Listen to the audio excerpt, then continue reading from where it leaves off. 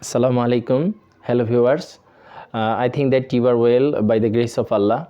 And today I want to discuss about pronoun and adjective. Actually, I want to talk about the difference between pronoun and adjective. We know that there are some words in English grammar. The words may be used as pronoun, and the words also may be used as adjective. So we should know the difference, and I think that this is the very confused question in the competitive exam. So if we know the difference, I think that it will be the very easy matter for us to identify pronoun and adjective. Okay, we know the pronoun. Actually, the words which is used as which is used as subject object in the sentences, and which is used instead of noun, that is called pronoun, and the word which modifies the noun and pronoun, that is called adjective. I think that if you watch this video, you will be very easy for these topics also, and this is really very important topics. Okay, let's see that indefinite, there is a kind of pronoun also. We know that pronoun is of 8 kinds, and from there the indefinite is a very important topics, important kinds of pronoun actually. And indefinite pronoun: some, all, enough, any, few, no. And we know that everybody, somebody, anybody, something, anything, everything, nothing, that these words may be used as indefinite pronoun, we know. But here what I have written here, actually, some, all, enough, any, few, no, these words also may be used as adjective. And what is the difference between the two? Let's see that. Here we can see that as a pronoun, these words may these words actually these words can be used as pronoun also. Here we can see that some are playing. Here we can see that some are playing. Here the some, these words also, it has been used instead of noun, and it has been taken the places of noun, and this is subject. So we can see that the words is also pronoun here actually. And in another sentence we can see that I love all. Here all has been used as object, and we know that the words of pronoun is subject and object, is to be subject, and it may be the object also. So in this sentence we can see that I love all. Here all has been used as object of the sentences, and the word also does not modify any kinds of noun, so we can see that it has been used as pronoun here. And in the first sentence we can see that some are playing. Here some has been used as subject of the sentence, and we can see that the word some does not modify any types of noun here, so it is pronoun. I think you can understand. And here we know that give me some water. Give me some water, this is some also. Here we can see that give me some water. Here the word some, the word some also modifies water, and we know that water is a noun. Here some has been taken the place before noun, and it modifies water, so it is an adjective. I think that you can understand. Okay, in the next sentence we can see that I have lost all land. Here land is a noun, and all has been used before the noun, and it modifies land. All land. I think that you can understand. I have lost all land, and the word all modifies land, so the word has been used here as adjective. I think you can understand. And if you have any question about this, you can comment in my comment box actually. And these words also, these indefinite words also may be used at quantitative, in adjective of quantity, and these words also may be used as adjective of number. So what is the difference between the two also? Actually, here I can see that, and look at the board also, I need some pens. Here also I need some pens. Here we can see that pens, it's a countable noun, and water, it's an uncountable noun. So when we see these types of words before uncountable noun, it would be the adjective of quantity. I think that you can understand. Again I replay this also. When we can, when we find out these words, these indefinite words before the place of uncountable noun, then and if the words modifies uncountable noun, then it would be the adjective of quantity. I think you can understand.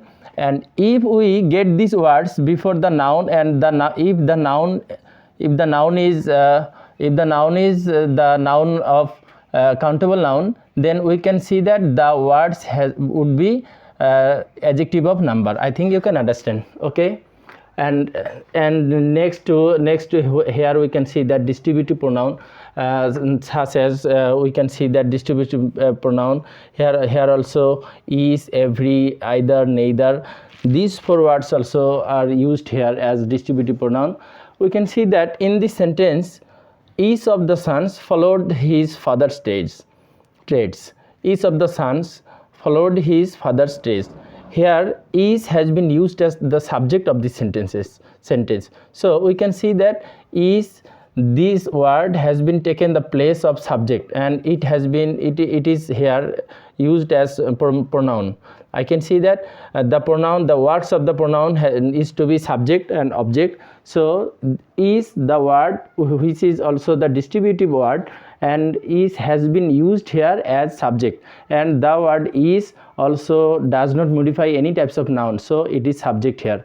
So it is, we can see the word as pronoun. Let's see this: is, every, either, neither. If these four words used before the place of before noun, and if these words take place before the noun and modifies noun, then it would be the adjective. I think that it would be the adjective, and the name would be distributive adjective. I think that you can understand. Here we can see that in this sentence, is boy will get an umbrella. Here is a word and it modifies boy. Is boy. I think you can understand. Is boy. Here is modifies boy, so boy is a noun, and is has been used here adjective. So it is the distributive adjective. I think you can understand the major difference between the two, that if these distributive words used in a sentence like subject, object, or like noun, I think that it would be the distributive pronoun. And if these words also modifies any types of noun, then it would be the distributive adjective. I think you can understand. And I also told you that if you cannot understand, you can comment in my comment box, then I will clarify it according to my best level also. Okay, we can see that demonstrative pronoun also. Here is a demonstrative pronoun. The words also these, those, such, this, that, so, these words also are used as demonstrative pronoun, and these words also may be used as demonstrative adjective. And the difference also all the same. Here we can see that these are my books. Here these, the words also used as the pronoun, here used as pronoun because it is the subject, and these also does not modify any types of noun here, so we can see that it is pronoun. And in these sentences we can see that these books are interesting. Here we can, if we look into the sentence, if we look into the category of the sentences, we can see that these also modifies books.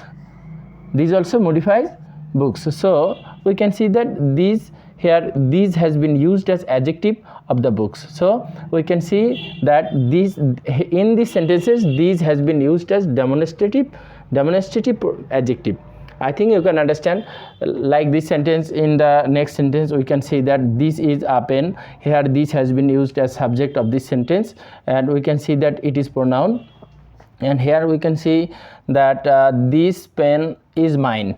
This pen is mine. So this pen, and this indicates the pen, this pen. So I think that we can easily understand that this pen, here the word this has been used as demonstrative adjective. Okay, let's see the next. Here I have also want to discuss about the interrogative pronoun and interrogative adjective.